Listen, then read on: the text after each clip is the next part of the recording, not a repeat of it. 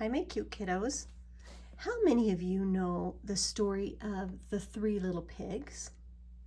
Well, this book is called The True Story of the Three Little Pigs by A. Wolfe, as told to John Skiska and illustrated by Lane Smith.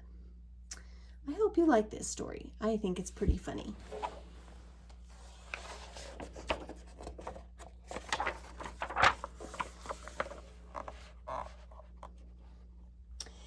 Everybody knows the story of the Three Little Pigs, or at least they think they do. But I'll let you in on a little secret.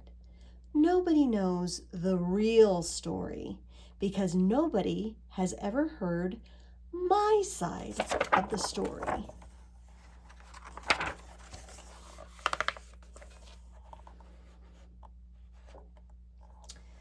I'm the wolf, Alexander T. Wolfe. You can call me Al. I don't know how this whole big bad wolf thing got started, but it's all wrong. Maybe it's because of our diet. Hey, it's not my fault wolves eat cute little animals like bunnies and sheep and pigs. That's just the way we are. If cheeseburgers were cute, folks would probably think you were big and bad too. Take a close look at that burger. You see anything in there that looks a little weird or gross? What are those? Or what's that? But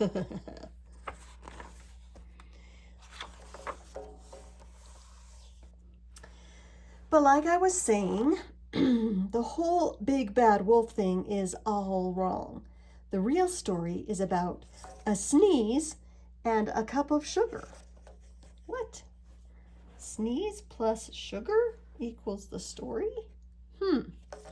This is the real story. Let's see what you guys think.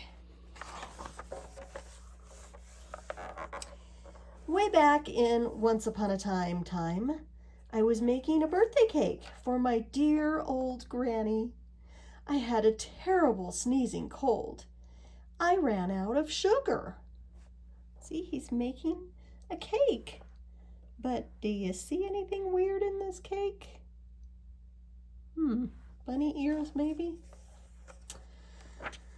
He's making a mess too, isn't he? There's his granny up there.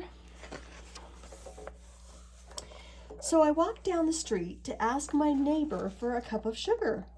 Now, this neighbor was a pig, and he wasn't too bright either. He had built his whole house out of straw. Can you believe it? I mean, who in his right mind would build a house of straw? There's Mr. A. Wolfe walking innocently down the street towards the pig's house. So, of course, the minute I knocked on the door, it fell right in. I didn't want to just walk into someone else's house, so I called, little pig, are you in?" No answer. I was just about to go home without the cup of sugar for my dear old granny's birthday cake. That's when my nose started to itch. I felt a sneeze coming on. Well, I huffed and I snuffed. See his nose? Achoo!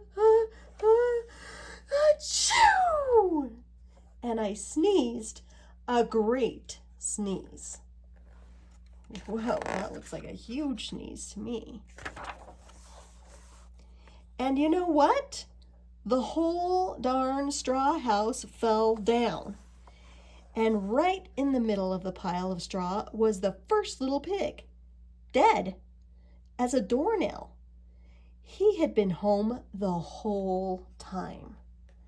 You see the little pig? There's just a little wiggly tail. He's dead. It seemed like a shame to leave a perfectly good ham dinner lying there in the straw, so I ate it up. Think of it as a big cheeseburger just lying there. Or chicken nuggets. Would you walk away from chicken nuggets? Not me. I was feeling a little better, but I still didn't have my cup of sugar. So I went to the next neighbor's house. We got this light shining on there, don't we? This neighbor was the first little pig's brother. He was a little smarter, but not much. He had built his house of sticks. I rang the bell on the stick house. Nobody answered. I called, "Mr. Pig, Mr. Pig, are you in?" He yelled back, "Go away, Wolf. You can't come in. I'm shaving the hairs on my chinny chin chin." Well, that seemed rude, huh? I had just grabbed the doorknob when I felt another sneeze coming on. I huffed and I snuffed and I tried to cover my mouth, but I sneezed a great sneeze. Achoo! And you're not going to believe it, but this guy's house fell down, just like his brother's. When the dust cleared, there was the second little pig, dead as a doornail. Wolf's honor. You see this piggy stuck in the middle of all the parts of his house that fell down? What's going to happen? Now, you know food will spoil if you just leave it out in the open. So I did the only thing there was to do. I had dinner again. Think of it as a second helping. I was getting awfully full, but my cold was feeling a little better, and I still didn't have that cup of sugar for my dear old granny's birthday cake. So I went to the next house. This guy was the first and second little pig's brother. He must have been the brains of the family. He had built his house of bricks. I knocked on the brick house. No answer. I called, "Mr. Pig, Mr. Pig, are you in?" And do you know what that rude little porker answered? "Get out of here! Wolf, don't bother me again." Wow, that was kind of rude, huh?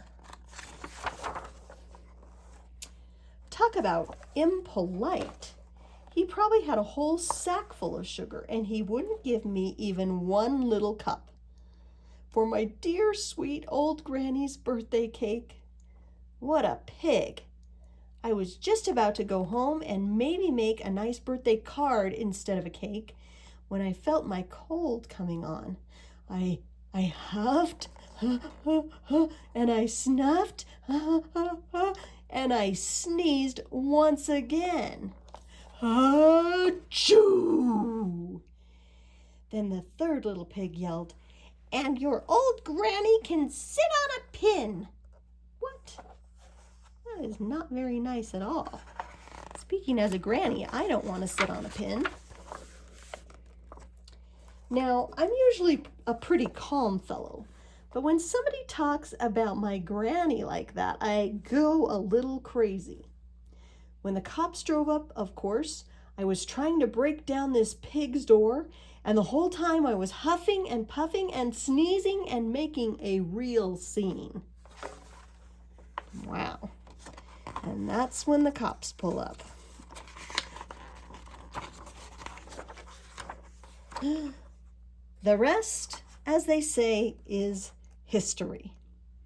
And here's a newspaper that says Big Bad Wolf. So that's how he got the title of Big Bad Wolf. The news reporters found out about the two pigs I had for dinner. They figured a sick guy going to borrow a cup of sugar didn't sound very exciting. So they jazzed up the story with all of that huff and puff and blow your house down. And they made me the Big Bad Wolf. That's it. The real story. I was framed. Do you believe he was framed? But maybe you could loan me a cup of sugar? Please? There he is in jail. And who's the police officer? Another pig. So who do you believe? What's the true story of the three little pigs? Is it Wolf's story? Or is it the pig story? I don't know. I love you guys. Good night.